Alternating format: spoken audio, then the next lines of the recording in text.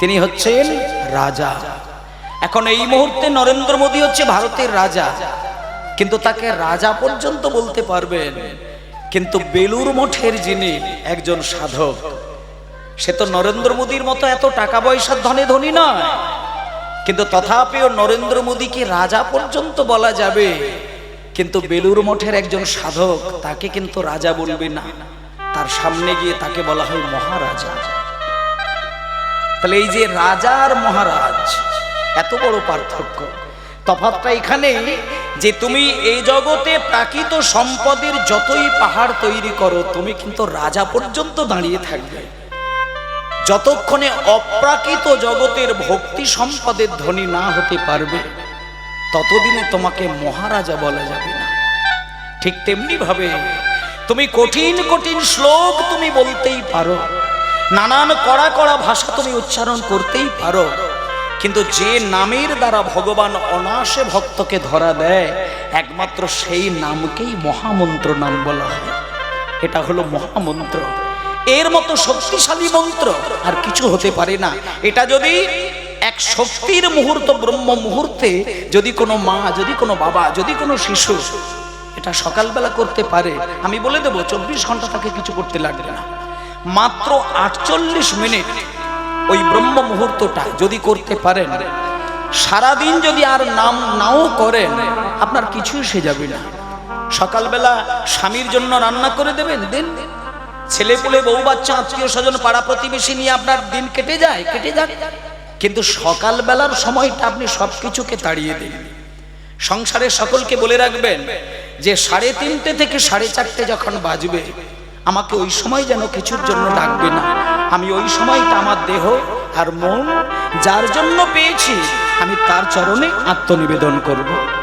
দেখো, তোমাকে হাতের পুতুলের মতন করে তালুতে রেখে চোখটাকে সুন্দর করে তৈরি করে দিয়েছেন, নাক তৈরি করে দিয়েছেন, দেহটাকে তৈরি করে দিয়েছেন, শক্তি দিয়েছেন যিনি, তার জন্য সারাদিনে একটাবার তো নিবেদন করতে হবেই। আজকে এই নামের দ্বারা আজকে সকালটা শুরু হয়েছে। তাই ভক্তমণ্ডলী মায়েরা, এইবার চলুন আজকে এই যে বিকেল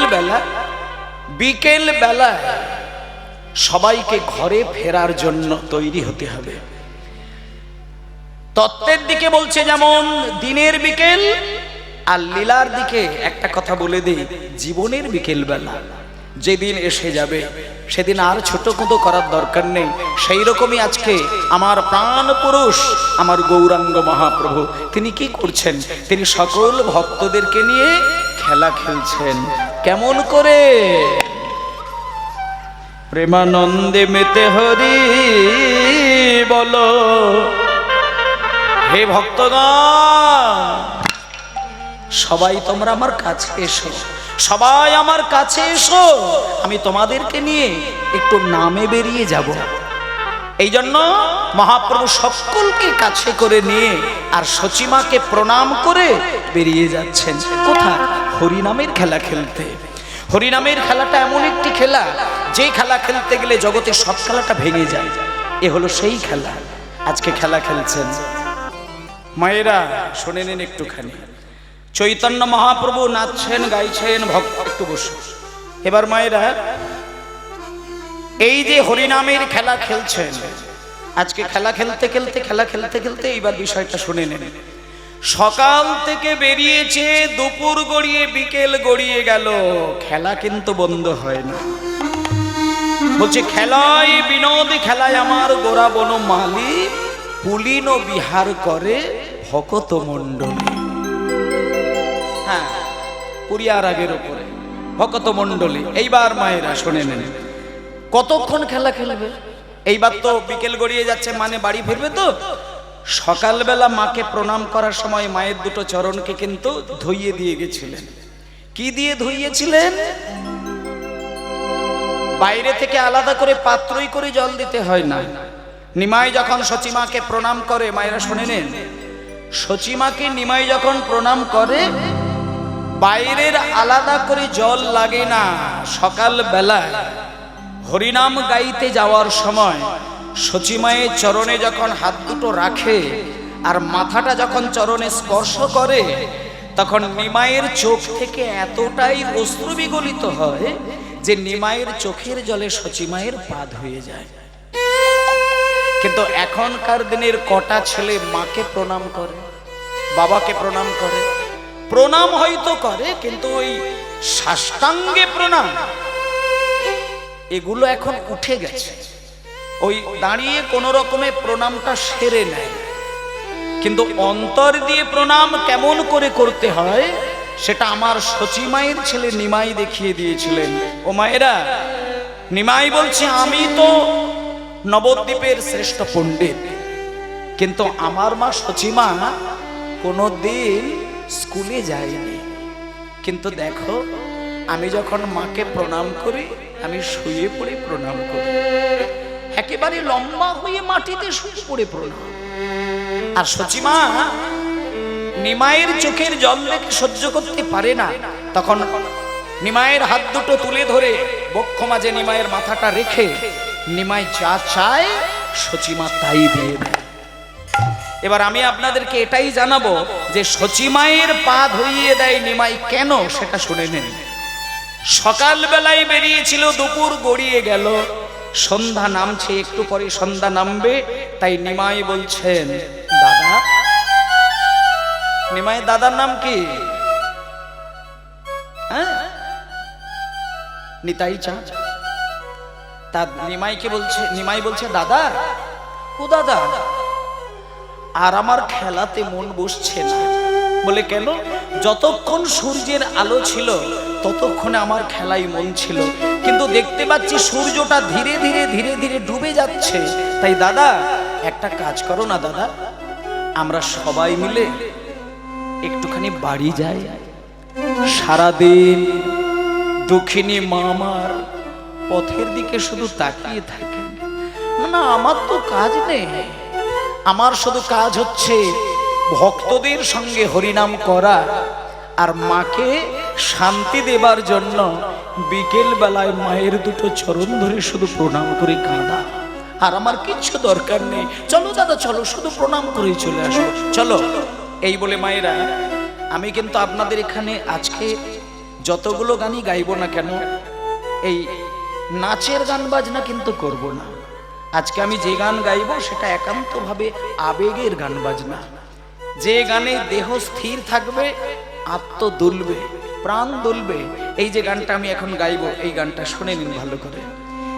গানটার পদটি হচ্ছে দিবা অবসান হেরি গৃহেতে চলিলাম, আর জননী চরণে আসি প্রণাম করিলাম। কে বলছে এটা? আমার মহাপ্রভু। শুনে নিন। দিবায় শান হেরি প্রভু আমার গৃহেতে চলিলা,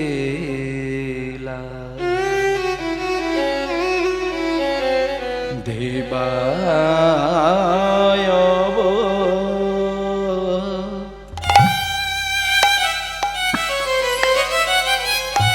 শান হেরি প্রভু গৃহেতে চলি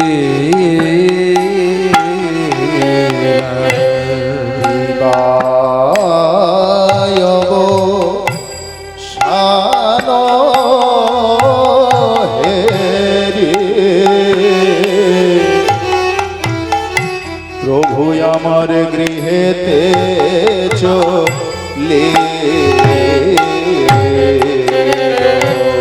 জননী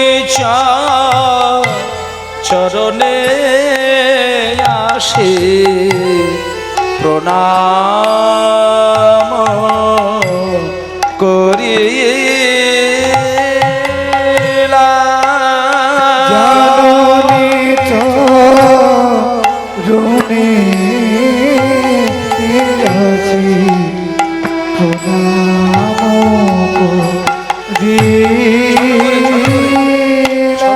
ছোট্ট করে জননী দাঁড়া দাঁড়া একটুখানি দাঁড়া, একটুখানি বলি। গৌরাঙ্গের কত রূপ দেখে নিন একটুখানি। একটু আগে হরিনাম করছিল, গৌরের কোনো হুঁশ ছিল না, আর যেই মায়ের কথা মনে পড়েছে ছুটে এসে সচি মায়ের একেবারে চরণ জড়িয়ে ধরে কান্না। তা কেন কাঁদছেন এইবার কারণটা বুঝে নেন। সচি মায়ের চরণ জড়িয়ে ধরে নিমাই বলছে, জননী চরণে আসে প্রণাম করে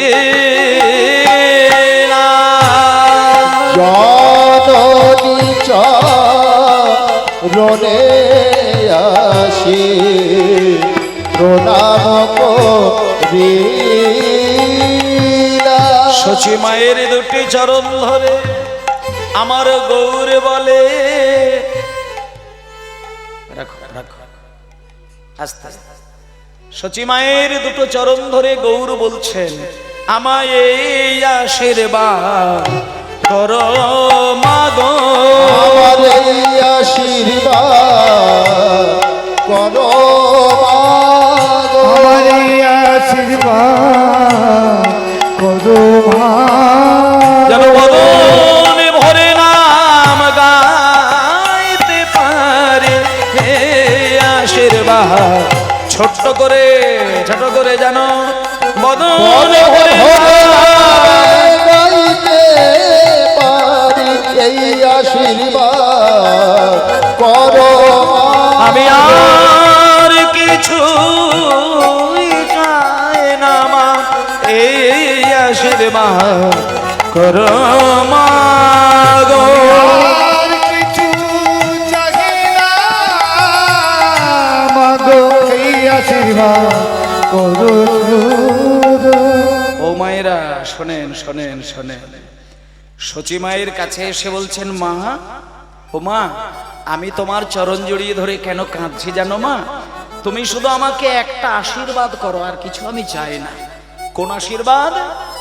গৌর হরি বলছেন, মা আমাকে তুমি এইরকমই একটি আশীর্বাদ দাও, যেন আমি শুধু বদন ভরে হরিনাম করে জগতের প্রত্যেকটি মানুষের জ্বালা যন্ত্রণাটা আমি চিরকালের জন্য দূর করে দিতে পারি। হোমায়েরা এবার সচিমা করলো কি জানেন? সচিমা নিমাইয়ের হাতটা ধরে দাঁড় করিয়ে দিয়ে বলছে, নিমাই আমি তোকে মা হয়ে আশীর্বাদ করে দিলাম, তুই বদন ভরে হরিনাম করে সকলের জ্বালা যন্ত্রণা তুই দূর করে দে।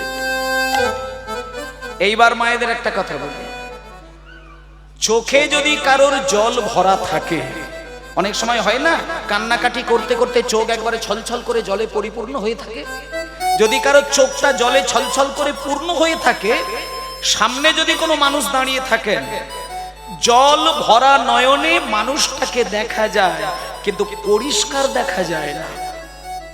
সারাদিন নিমাই সচিমাকে ছেড়ে দিয়ে হরিনাম করতে গেছিলেন, সারাটা দিন নিমাইকে দেখেনি বলে নিমাইয়ের মায়ের ভেতরে ভেতরে শুধু কান্না। বিকেল বেলা যখন এসেছে, মা নিমাইকে দেখে চোখ ভরা জল, তাই নিমাইকে দেখতে পাচ্ছে কিন্তু স্পষ্ট দেখা যায় না। যখন নিমাই বলেছে, মা তুমি আশীর্বাদ করো আমি যেন বদন ভরে হরিনাম করে সবার জ্বালা দূর করে দিতে পারি, তখন সচিমা আশীর্বাদ করে দিলেন। কিন্তু মায়েরা আশীর্বাদটা করে দেওয়ার পরে যেই না চোখটা বন্ধ করেছে, চোখে যদি জল থাকে আর চোখ যদি বন্ধ করা থাকে তাহলে চোখের জলটা কেটে যাবে। যেই সচিমা চোখটা একবারটি পলক ফেললো আর জলটা যেই কেটে গেল, অমনি দেখতে পেল নিমাইয়ের পা থেকে মাথা পর্যন্ত ধুলো মাখানো আর কাদা মাখানো। এই ধুলো মাখানো কাদা মাখানো দেখে সচিমা রেগে উঠলেন। ধুলে ধূসরিত অঙ্গ গদ গদ ভাস, হরি হরি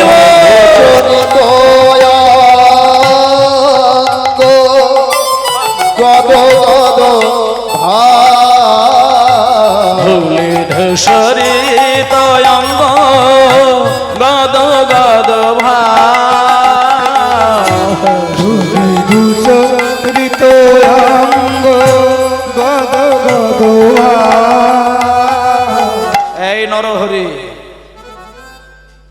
এই গদাধর, হ্যারে তোদের ওপরে বিশ্বাস করে আমার এই সোনার টুকরো ছেলে নিমাইকে আমি সাজিয়ে গুছিয়ে তোদের ওপরে আমি পাঠিয়ে দিতাম, আর তোরা আমার নিমাইকে ওই সারাদিন হরিনামের খেলা খেলতে গিয়ে গায়ে ধুলো মাখিয়ে দিয়েছিস। অভিমানিনী শচী দেবী রেগে উঠলেন, আমি আর যেতে দেব না, আমি আর যেতে দেব না, আর যেতে দেব না, আমি আর যেতে দেব না, ঘরে বসে নাম করবে আর যেতে দেব না, ঘরে বসে নাম করবে আর যেতে দেব না, ঘরে বসে নাম করবে আর যেতে দেব না, ঘরে বসে নাম করবে আর যেতে দেব না, অভিমানে শচী মাতা বলে আর যেতে দেব না। আমি সত্যি মাথা বলে আর যেতে দেব না। ভাষাগুলো শুনতে দাও। অভিমানে শচী মাতা বলে আর যেতে দেব না, অভিমানে শচী মাতা বলে আর যেতে দেব না, অভিমানে শচী মাতা বলে আমি আর ওকে যেতে দেব না। অভিমানে সত্যি মাথা বলে আর যেতে দেব না। এই নরহরি, এই নরহরি, বলি নরহরি তুই কোথায় ছিলে, নরহরি তুই কোথায়, নরহরি তুই কোথায়, নরহরি তুই কোথায়, তোর হাতে হাতে সঁপে দিলাম নরহরি তুই কোথায়, হাতে হাতে সঁপে দিলাম নরহরি তুই কোথায় ছিলে। এই রে বাবা, নরহরিকে যখন মা ধরেছে নরহরি এবার ঠক ঠক করে কাঁদছে। নিমাইয়ের গায়ে কাদা ধুলো ময়লা কে দিয়েছে? এই নরহরি সামনে আয়। নিমাইয়ের অঙ্গে ধুলো কে দিয়েছে? নরহরি তখন ঠক ঠক করে কাঁপছে আর হাত জোড় করে বলছে, মা ও মা, তোমার নিমাইয়ের গায়ে না আমরা কেউ ধুলো দিইনি, তোমার নিমাই নিজে ধুলো মেখেছে। মানে আমার নিমাই কি কচি খোকা যে ধুলোই গড়াগড়ি দেবে?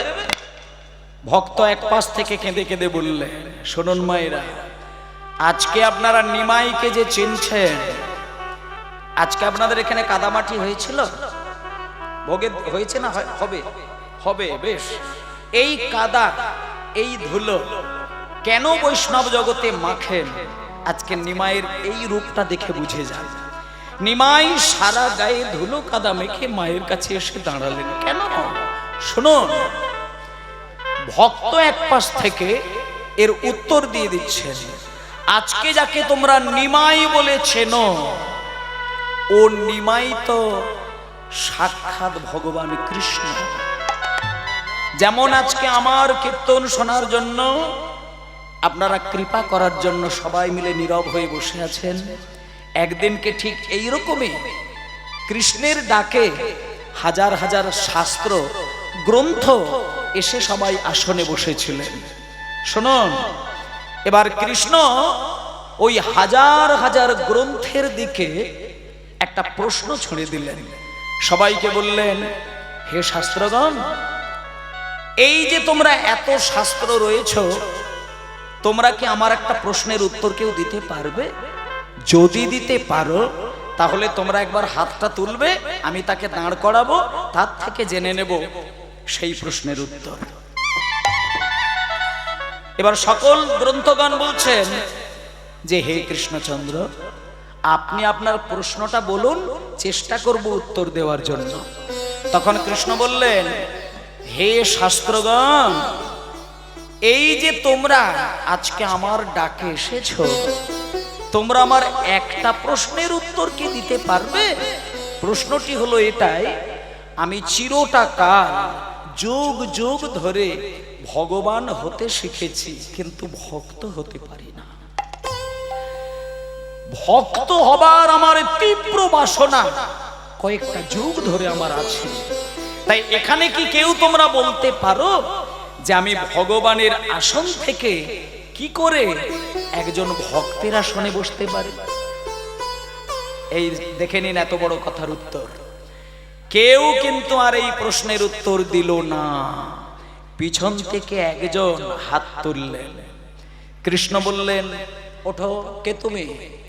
যেই দাঁড়ালেন তিনি দেখলেন উনি আর কেউ নন, উনি হলেন শ্রীমদ্ ভাগবত। ভাগবত এমন একটি গ্রন্থ যা ভগবানের মুখে মুখে তর্ক করতে পারে। ভাগবত পিছন থেকে বলে দিলেন যে ঠাকুর, ভক্ত আপনি হতে পারেন, আমার আইনটা যদি মেনে চলতে পারেন তবে আপনি ভক্ত হতে পারবেন। তখন কৃষ্ণ বলছেন তোমার আইন? বলে হ্যাঁ আমার আইন আছে। ভারতবর্ষের আইন আর আমার ভক্তি জগতের আইন, দুটো আইন কিন্তু এক নয়। ভারতের সংবিধান এইরকমই সংবিধান যেখানে লেখাপড়া না জানলেও মন্ত্রী হওয়া যায়, যেখানে লেখাপড়া না জানলেও বড় অফিসার হওয়া যায়। কিসের জন্য হয়? আপনি পড়াশোনা ভালো করেননি, কিন্তু ভারতের মাটিতে যেহেতু আছেন আপনি কিন্তু পারলেই কিন্তু অফিসার হতে পারবেন। কি করে? আপনার যদি টাকার গরম থাকে। আপনি পড়াশোনা জানেননি, ক লিখতে কলম ভাঙেন, কিন্তু আপনি মন্ত্রী হতে পারেন। কিসের জোরে হবে? সেটা টাকার জোরে নয়, এটা ভোটের জোরে হবে। আপনার ভোট সংখ্যা যদি বেশি আসে তাহলে আপনি মূর্খ কি পণ্ডিত ওটার বিচার করেন, আপনি মন্ত্রী হয়ে গেলেন। তাহলে এইটাকে বলছে ভারতীয় সংবিধান, কিন্তু আধ্যাত্মিক সংবিধান কিন্তু কথা বলি না। ধর্মীয় সংবিধান বলে রাজার জন্য যে আইন আর পথের ভিখারির জন্যও সেই আইন।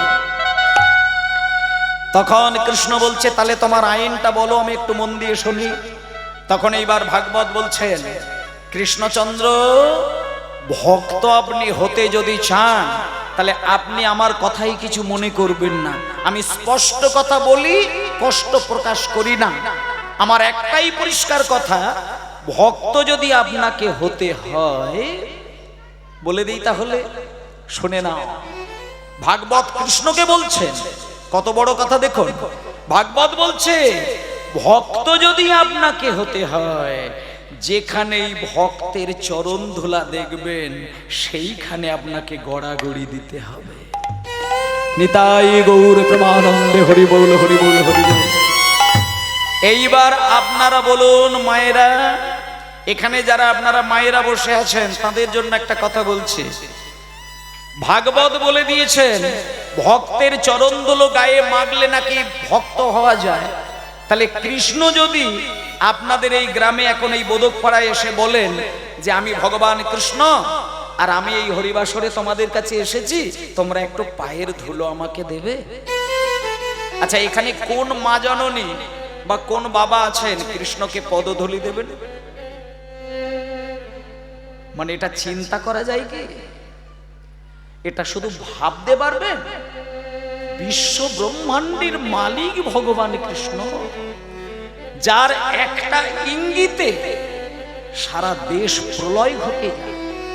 একটা গাছের পাতা যদি নড়ে সেটা ভগবানের ইচ্ছে ছাড়া কোনোদিন হয় না।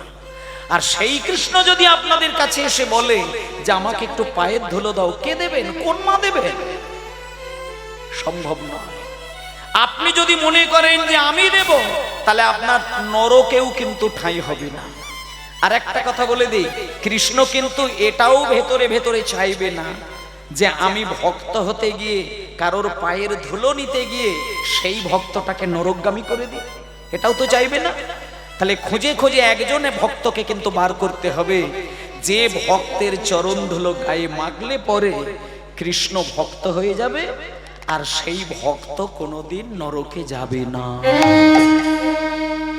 এই পৃথিবীর মধ্যে তিনি হলেন একজন মহিলা, একজন নারী, যার পায়ের ধুলো কৃষ্ণ যতবারই নিক না কেন সেই নারী কিন্তু নরকে যাবেন না। তিনি কে? তিনি হলো আমার প্রাণ গোবিন্দের বাম অংশ সম্ভূতা, যার নাম হলো শ্রীমতী রাধারানী। রাধারানী হলেন ভক্ত শিরোমণি।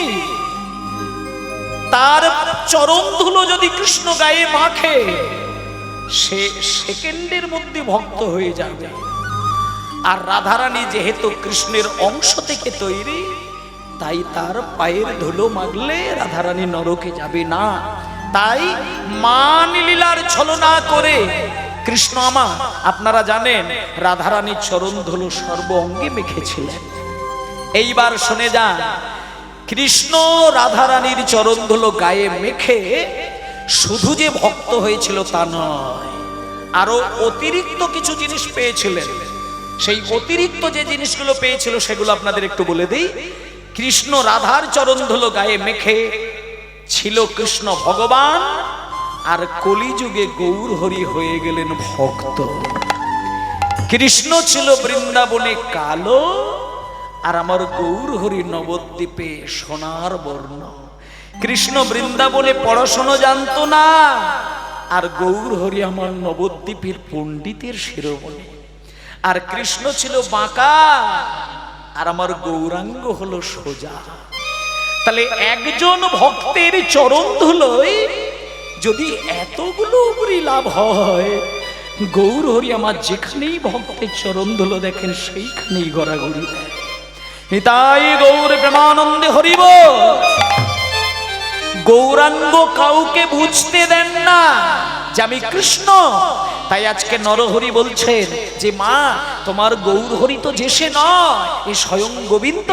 তাই ও নিজে ধুলো মেখেছে। ধুলে ধূসরিত অঙ্গ গদ গদ ভাগ, হরি হরি বল। ধুলে ধূসরিত অঙ্গ গদ গদ ভাগ, ধূসরিত অঙ্গ গদ গদ ভাগ। ওই রাধা মোহন পদ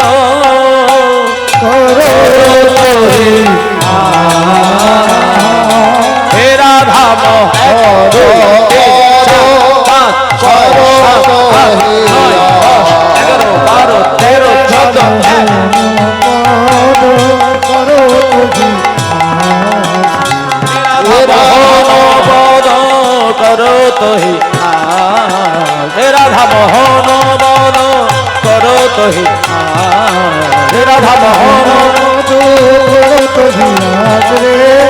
রাধা মোহন পদ কর তহিয়া, রাধা মোহন পদ কর তহিয়া।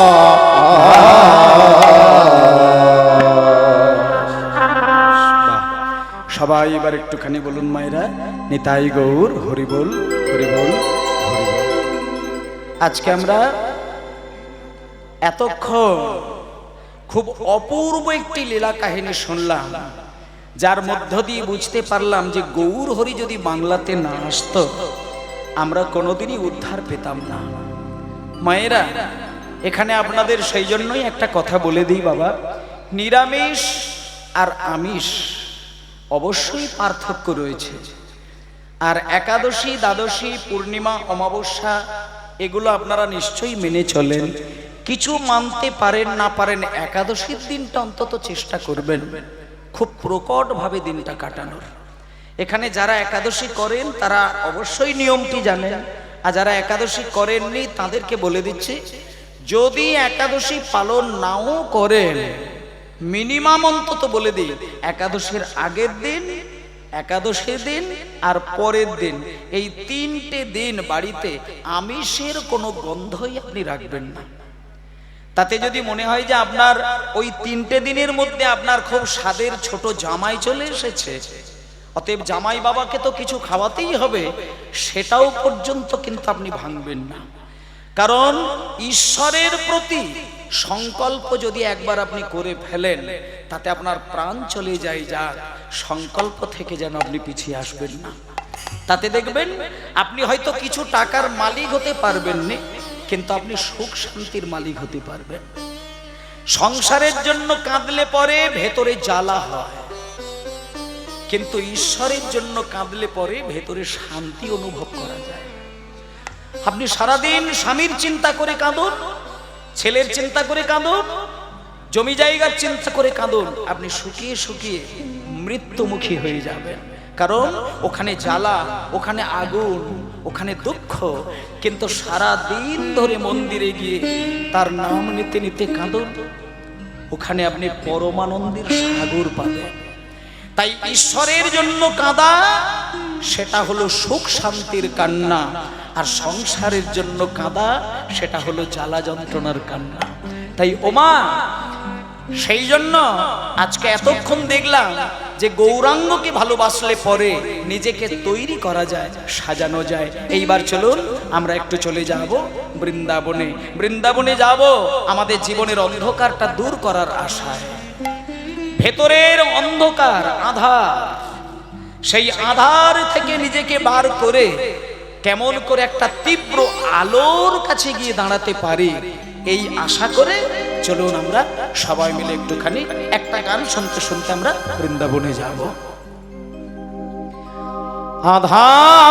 আধার জামি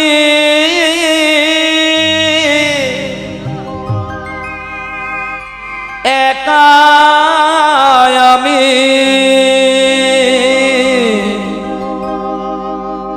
খোঁজি গো তোমায়,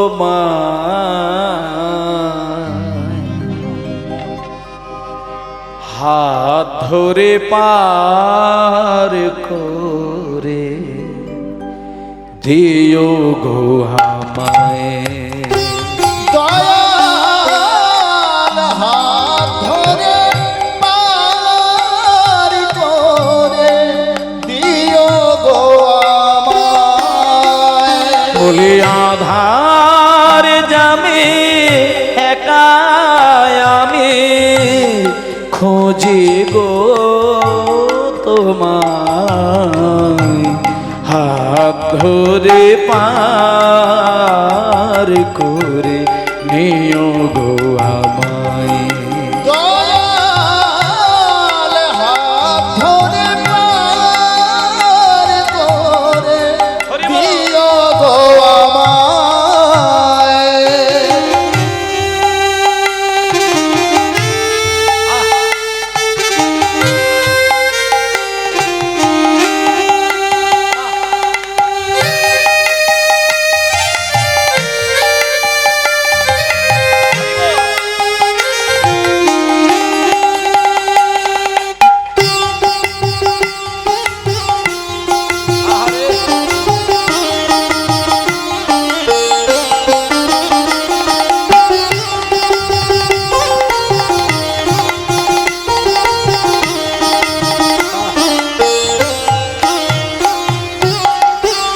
রাধারমণ মদন মোহন ও গো গিরিধারী,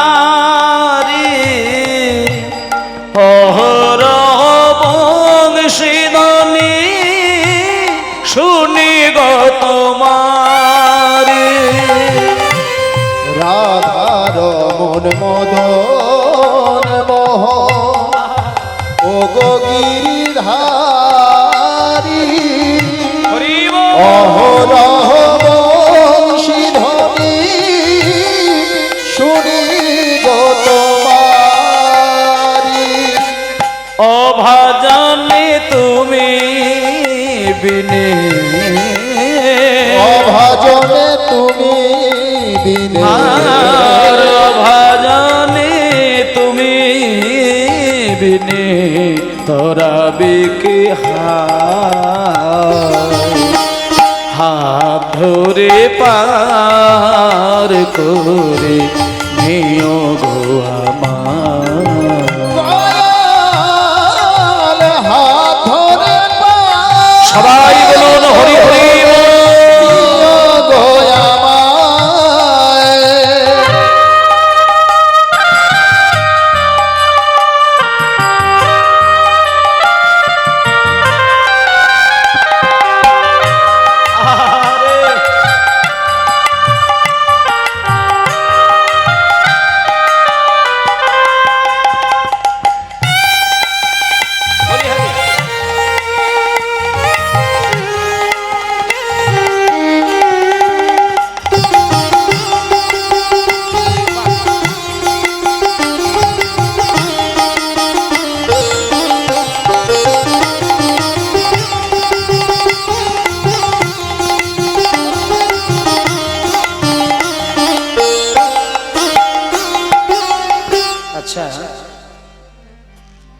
এখন আপনাদের সামনে যেহেতু আমরা এই মুহূর্তটা বৃন্দাবনে গমন করছি, এই বৃন্দাবনে যাবার ঠিক শুরুতে আপনাদের কাছে ব্রজের ভাবে ভাবিত হয়ে আমার কমিটির বাবারা একটু আপনাদের কাছে আঁচলটা পাতবেন, আর আপনারা এই মুহূর্তে বৃন্দাবন যেতে যেতে ব্রজের ভাবটা আপনাদের মধ্যে আনবেন, আর যে যেটা পারবেন ওনাদের ভিক্ষার ঝুলিতে দান করবেন।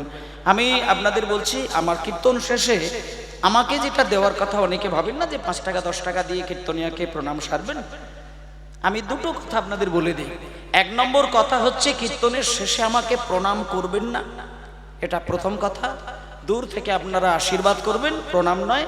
আর দ্বিতীয় কথা হচ্ছে, যারা সামান্য কিছু দান দক্ষিণা আমাকে দিয়ে প্রণাম করবেন ভেবেছিলেন, ওই দান দক্ষিণাটা কমিটির বাবাদের আঁচলে দিয়ে দিন, তাতে আমার আরো বেশি ভালো লাগবে।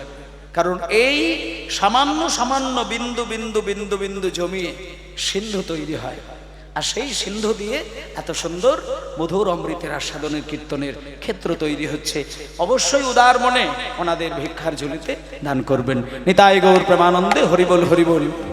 পিতা মাতা ভোগ নিভ্রাতা, দুটি দিনের দেখা, শেষের দিনে স্বজন বিনে যেতে হবে একা। পিতা মাতা ভগিনী ভাতা, দুটি দিনের দেখা, শেষের দিনে স্বজন দিনে যেতে হবে একা। আরে ও চরণে ভক্ত গণে, ও চরণে ভক্ত আর ও চরণে ভক্ত গণে ঠাই জানি পায়, হাত ধরে পার করে নিও গো আমার।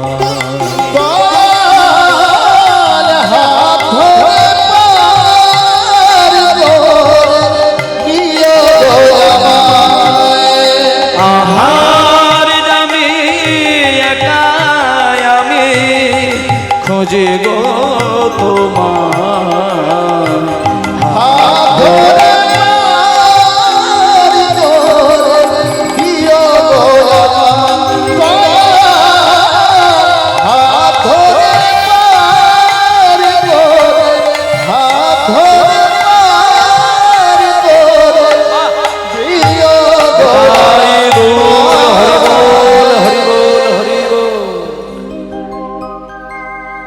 সবাই বলুন মধুময় শ্রীধাম বৃন্দাবন ধাম কি, মধুময় শ্রীধাম বৃন্দাবন ধাম কি, মধুময় শ্রীধাম বৃন্দাবন ধাম কি। এইবার আমরা সবাই মিলে বৃন্দাবনের মাঠে এলাম। এবার বৃন্দাবনে এসে আমাদের কাজ হচ্ছে কি না, প্রাণ গোবিন্দ কেমন করে সখাদেরকে আর গরু বাছুরদেরকে সময়কালের গতিতে বাড়িতে ফেরালেন। বাড়িতে ফেরানোর জন্য ভগবান কৃষ্ণ কি কৌশল অবলম্বন করেছিলেন, আমরা একটু সেই লীলাটা আস্বাদন করব। চলো, আজকে ভগবান শ্রীকৃষ্ণ খেলা খেলছেন বৃন্দাবনের মাঠে ঠিক এই বিকেল বেলা। এবার খেলা খেলছেন খেলা খেলছেন খেলা খেলছেন, খেলতে খেলতে খেলতে খেলতে তার কাছে শ্রীদাম সুদাম দাম বসুদাম সবল মহাবল সুবাহু মহাবাহু নানান বন্ধুগণ রয়েছেন, দাদা বলায়ও রয়েছে, আর 9 লক্ষ ধেনু রয়েছেন। তা কেমন করে খেলা খেলছেন? আজও খেলে আজও খেলে রাম রাম কানায়, আজও খেলে রাম কানা, আজো করে রাম কানাই, খেলে রাম কানায়, খেলে রাম কানায়, হেলে রাম কানাই, হেলে রাম কানাই, খেলে রাম কানায়, খেলে রাম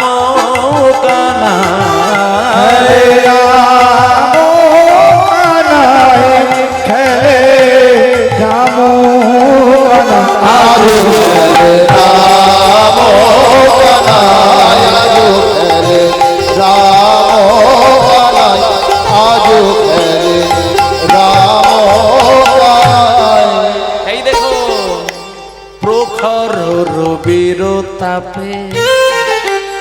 আচ্ছা, এখন রোদ আছে না নেই? আছে।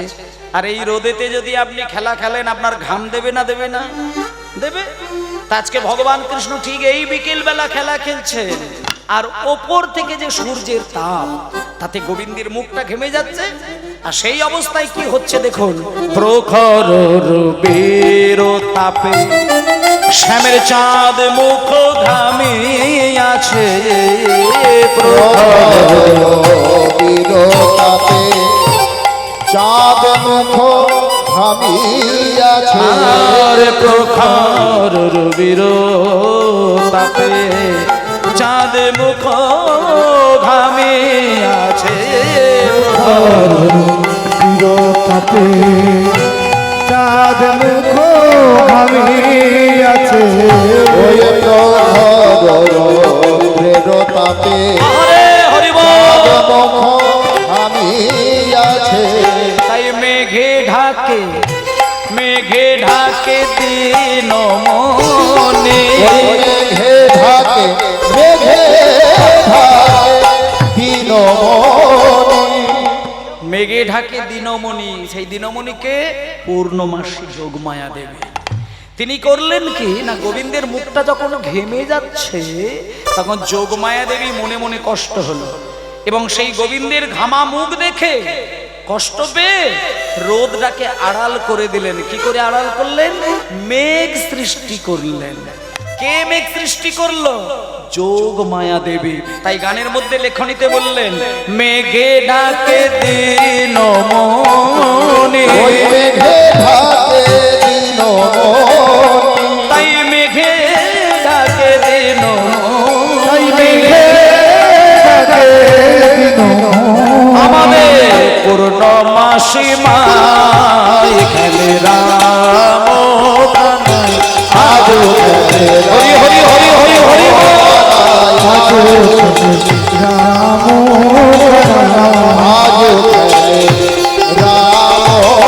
কানাই।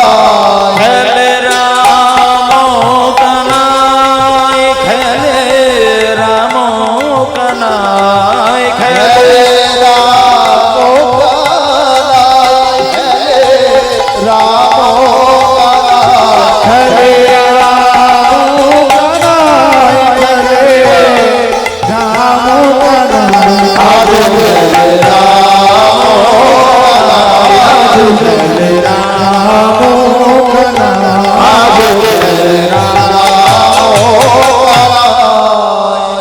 আচ্ছা দাঁড়াও, এইবার দাঁড়াও। আজকে আপনাদের আপনাদের সামনে যে লীলাটি পরিবেশন করছি, সেটা খুব সহজ সরল নয়, তবুও যদি অন্তর দিয়ে শোনা যায়, তাহলে এই লীলাতেই আপনার কান্না এসে যাবে। এটা হচ্ছে মন তুই রইলি খাঁচারি আসে,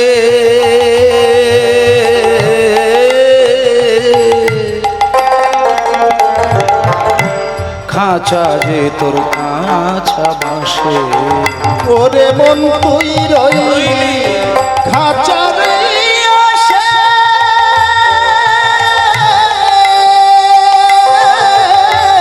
খাঁচা যে তো কাঁচা বাসে। মন তুই রইলি খাঁচারে আসে, খাঁচা যে তোর খাঁচা ভাসে।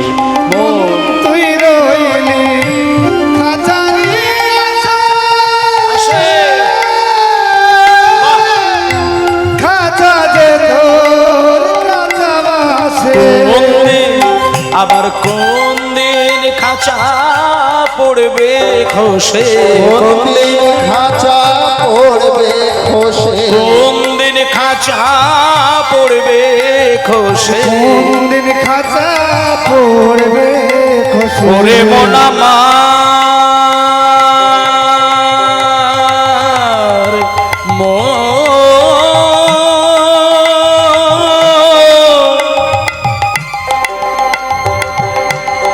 ওরে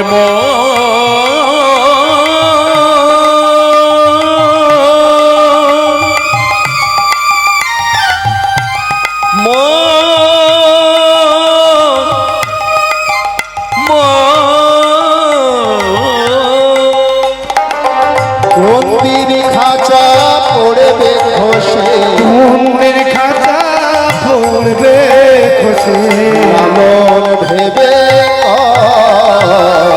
এমনে আসে যায়।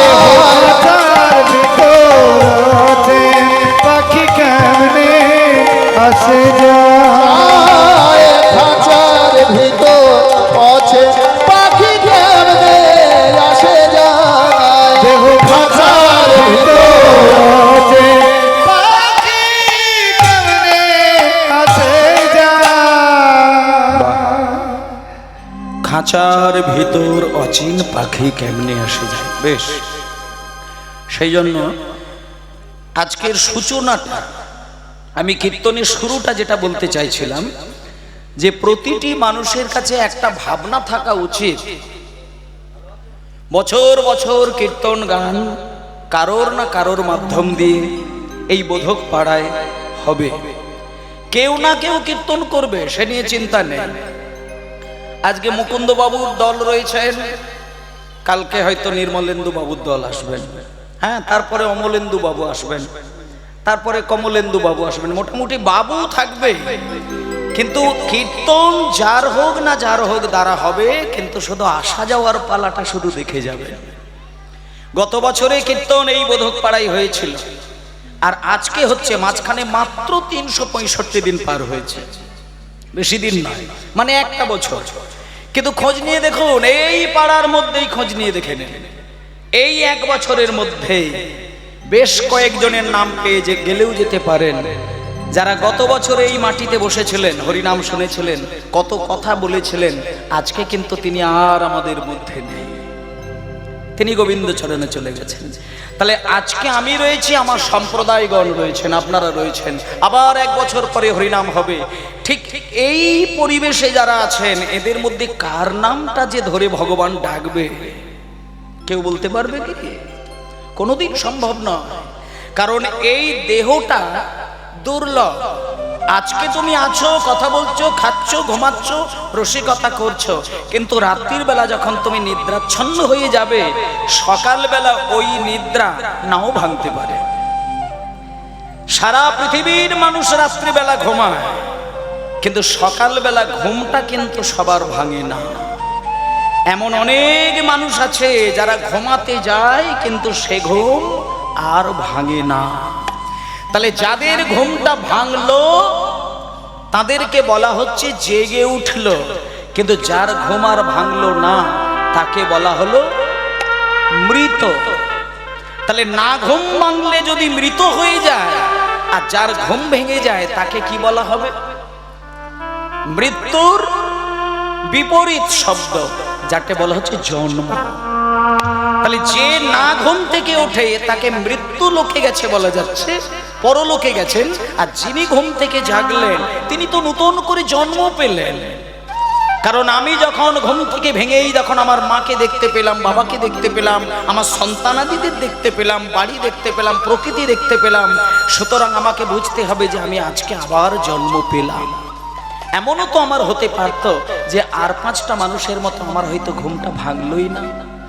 তাহলে ঘুম যখন ভেঙেছে, নতুন করে জন্ম যখন আমি পেয়েছি, একবারটি যার কৃপায় আমার এই নয়ন খুলে তার প্রকৃতিকে দেখলাম, সেই ব্রহ্মাণ্ডের যিনি মালিক তিনি হলেন কৃষ্ণ, আর তার আনন্দের যিনি নারী রূপ তিনি হলেন রাধা তত্ত্ব, আর সেই রাধা আর কৃষ্ণের মিলিত যে শক্তির প্রকাশ তিনি হলেন একজন, যার নাম হলো শ্রীকৃষ্ণ চৈতন্য মহাপ্রভু। যিনি মহাপ্রভুকে সম্মান করেন, আমি একটা কথা বলি, যিনি চৈতন্যের নাম ধরে সদাই কাঁদেন, আমি বলে দেব তাকে কিছুই করতে লাগে না, 33 কোটি দেবতা স্বর্গে বসে বসে তার জন্য কাঁদেন। নিমাই এমন একজন ব্যক্তি ছিলেন কলির মানুষের কাছে, যার চরণ ধরে কাঁদলে পরে কৃষ্ণ বলতে লাগবে না, যার চরণ ধরে কাঁদলে পরে রাধে বলার প্রয়োজন হবে না, যার চরণ ধরে কাঁদলে পরে 33 কোটি দেবতাকে ডাকতে হবে না, কারণ ওই গৌরাঙ্গের হৃদয়ের মধ্যে 33 কোটি দেবতা বর্তমান। যাকে লক্ষ্মী দেবতা বলে ডাকেন, যার কৃপায় ধন সম্পত্তি আসেন, সেই মা লক্ষ্মী গৌরাঙ্গের চরণ সেবা করেন। যিনি বিদ্যার দেবী, যিনি বুদ্ধির দেবী, সরস্বতী দেবী, তিনি গৌরাঙ্গের চরণ সেবা করেন। তাহলে গৌরকে কোথায় রাখবেন? যিনি সরস্বতী তিনি গৌরাঙ্গের চরণ সেবা করেন, যিনি লক্ষ্মী দেবী তিনি গৌরের চরণ সেবা করেন। তাহলে আপনি গৌরকে চিনতে পারলেন? যিনি গৌরকে চেনেন না তাদের ক্ষেত্রে একটা কথা বলে দিই মা, গৌরকে ভুলে গিয়ে কাউকে ডাকলে পরে সে ডাক বিফলে যায়। বাড়িতে কালী ঠাকুর রেখেছেন, রেখে দিন, কিন্তু পাশে নিতাই গৌরের ছবিটা রাখবেন। দুর্গা ঠাকুর পুজো করেন, রেখে দিন, কিন্তু নিতাই গৌরের ছবিটা রাখবেন। আপনি রাধাকৃষ্ণের মূর্তি তৈরি করেছেন, খুব ভালো জিনিস, কিন্তু নিতাই গৌরকে বাদ রেখে করবেন না। নিতাই যদি না আসতো, গৌর যদি না আসতো, কলির মানুষ হা কৃষ্ণ বলার ক্ষমতাটা পেত না। এতদিনে কৃষ্ণ বলতে গেলে জীবন রসাতলে চলে যেত, কিন্তু নিজের জীবনকে বলি দিয়ে সারা মানব সমাজের কল্যাণ সাধন করেছেন যিনি, তিনিই হলেন আমার জগতের শ্রেষ্ঠ পরম ব্রহ্ম, যার নাম হলো আমার গৌর হরি। রামকৃষ্ণ দেব তিনি কালীর ভক্ত, কিন্তু গৌর বলতে কাঁদতেন। বিবেকানন্দ তিনি কিন্তু প্রথম জীবনে গৌরাঙ্গকে মানতেন না, কিন্তু শেষের দিনে তিনিও কিন্তু গৌর বলতে অজ্ঞান হয়েছিলেন। তিনি কিন্তু একটা সময় বলেছিলেন যে ওরে গান বাজনা যতই শিখে যাস, গান বাজনা যতই তোরা শুনে যাস, ভগবানকে আরতি দিয়ে ডাকার জন্য যদি কোনো সঙ্গীত বাংলায় থাকতে হয়, সেটা আমি এতদিনে বুঝলাম গৌরাঙ্গের কীর্তন গান ছাড়া আর কিছু হতে পারে না। তাহলে দেখলেন গৌরাঙ্গ সকলেই চেনেন, কিন্তু আমরা গৌরকে চিনি না বলে গৌরের সৃষ্টি কীর্তন গানকে বিকৃত করে তার সেই রসটাকে নিয়ে আমরা নিজেদেরকে আনন্দ করছি। আমি মায়েদেরকে করজোরে বলে যাই, এই নেপালগঞ্জ এরিয়া সকলেই ভক্ত। আমি নেপালগঞ্জে প্রচুর গান বাজনা করেছি, তাই প্রতিটি মা বাবাদের অন্তর আমি জানি। আপনারা কীর্তন যথেষ্ট বোঝেন, যথেষ্ট কীর্তন বোঝেন, শুধু কলির প্রভাবে প্রভাবিত হয়ে আংশিক হয়তো একটু রঙ্গ তামাশার দিকে চলে যান, কিন্তু আপনারা কীর্তনের রস যথেষ্ট বোঝেন। তাই আপনারা নিত্যদিন সকালবেলা হলে একটুখানি প্রাণ দিয়ে হরে কৃষ্ণ মহামন্ত্র গানটা একটু মনে করে গাইবেন। যারা দীক্ষা নিয়েছেন তারাও করবেন, আর যারা দীক্ষা নেননি তারাও করবেন। শিশুপুত্র থাকলে তাকে দিয়েও করাবেন, আর বাড়িতে যদি বৃদ্ধ বৃদ্ধা মা বাবা থাকেন তাদেরকে দিয়েও করাবেন। যে বাড়িতে একটা শুধু সময় নামের ধ্বনি বেজে যায়, সেই সংসারে নেগেটিভ শক্তি কোনোদিন প্রভাবিত হতে পারে না। নাম হচ্ছে অমৃত, অমৃত যদি একবার ছিটিয়ে দিতে পারেন আপনার সংসারে, স্বর্গ থেকে যতই বিষ ছড়িয়ে পড়ুক, ওই বিষ আপনার সংসারকে কোনোদিন বিষাক্ত করবে না। তাই আমি আপনাদেরকে করজোড়ে বলে দিই, কলাবতী রাগের উপরে আপনারা নিত্যদিন সকালবেলা, আমি টাইমটাও বলে দিচ্ছি, মোটামুটি 3:30 বেজে গেলে চেষ্টা করবেন বাড়ির কোনো একজন ব্যক্তি যেন উঠে ওই পরিবারের বাতাসের মধ্যে যেন একটুখানি নামটা বাজিয়ে দেয়। তারপরে যদি মনে হয় যে বেলার দিকে আবার ঘুম লাগছে, আপনি ঘুমান, তাতে অসুবিধে নেই, কিন্তু যে সময়টাতে নাম করলে নামীকে পাওয়া যায়, সেই সময়টা ঘুমিয়ে কাটিলে নামীকে হারানো যায়। ওই সময় নামী উদার হয়ে যায়। তাই ওই সময়টা হরে কৃষ্ণ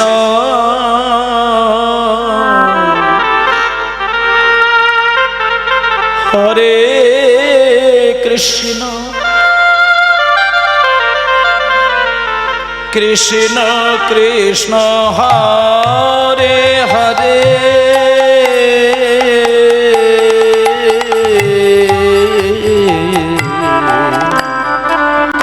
হরে রাম হরে রাম রাম রাম হরে হরে হরে কৃষ্ণ হরে কৃষ্ণ কৃষ্ণ কৃষ্ণ নিতাই গৌর হরি হরে রাম হরে রাম রাম রাম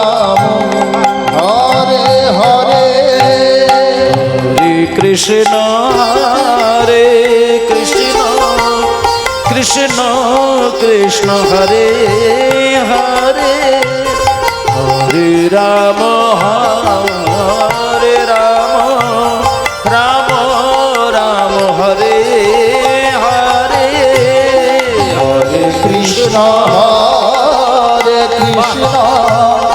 কৃষ্ণ কৃষ্ণ হরে হরে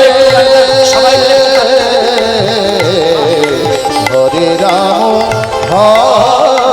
রাম রাম রাম হরে হরে হরে কৃষ্ণ কৃষ্ণ কৃষ্ণ হরে হরে হরে রাম রাম রাম হরে হরে হরে কৃষ্ণ কৃষ্ণ কৃষ্ণ হরে হরে হরে রাম হরে হরে হরে কৃষ্ণ কৃষ্ণ কৃষ্ণ হরে হরে হরে রাম রাম হরে হরে হরে কৃষ্ণ কৃষ্ণ কৃষ্ণ হরে হরে হরে রাম রাম রাম হরে হরে কৃষ্ণ কৃষ্ণ কৃষ্ণ কৃষ্ণ হরে হরে হরে রাম রাম রাম হরে হরে। এই গানের বাইরে কোনো গান বাজনা থাকতে পারে না। এই গান হচ্ছে শ্রেষ্ঠ সঙ্গীত। সনাতনী মানুষের কাছে এর ওপরে কোনো মন্ত্র আছে বলে আমি জানি না, এবং নেই বলে এই মন্ত্রটির নাম দিয়েছেন মহামন্ত্র। কেমন? এই ভারতবর্ষের সব থেকে যিনি ধনী ব্যক্তি, এই ভারতের যিনি সম্রাট নরেন্দ্র মোদী, কিবা সুর ধ্বনির তীরে প্রেমানন্দে মেতে হরি বল, সুর ধ্বনি তীরে তীর মাহবিল সই সমবয় বালক সঙ্গে সুর হরি হরি তীরে তীরে মহবিল ছয়ে সমবয় বালক সঙ্গে সুর নদীর তীরে তীরে মহাবিল ছয়ে সমবয় বালক সঙ্গে করতল তালে ধনি তো হরি হরি ধনি করতালো তালে ধনিতা হরি হরি ধনি কলকালে ধনিতা হরি হরি ধনি আমার গোরা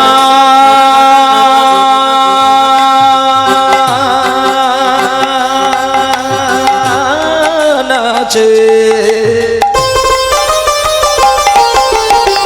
করতালো তালে ধনিতা হরি হরি ধনি আমার গোরা নাচে আমার গোরা নাচে নাচে করতালো তালে ধনিতা হরি হরি ধনি হরি হরি ধনি ওই তো আমার গোড়াই নাচে ওই তো আমার গোরাই নাচে ওই তো আমার গোড়াই নাচে নাচিয়ে না চাবে বলে ওই ওই তো তো আমার গোড়াই নাচে নাচিয়া যাবে বলে ওই তো আমার গোড়াই আবার নাচে নাচিয়ে না চাবে বলে ওই তো আমার গোড়াই নাচে বাইরে আমার সামনে নাচে ওই তো গোড়াই নাচে ওই তো আমার গোহরাই নাচে ওই তো আমার গোড়াই নাচে দাঁড়া